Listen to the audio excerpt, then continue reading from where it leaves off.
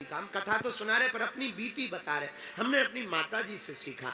जब घर में भोजन नहीं हुआ करते थे ना, तो बड़ी हालत ठीक तो थी नहीं, तो हमारी माँ एक शिक्षा देती थी।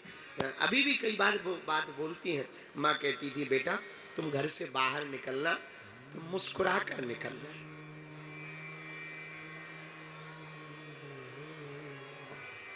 ताकि लोगों को ये ना लगे कि अपन गरीब हैं।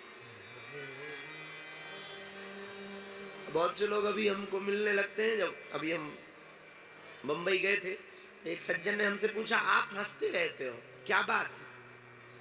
तब हमें एक बात याद आई।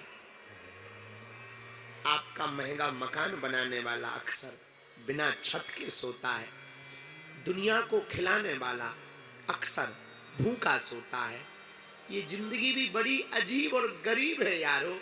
दुनिया को हंसाने वाला अक्सर अकेले में रोता है।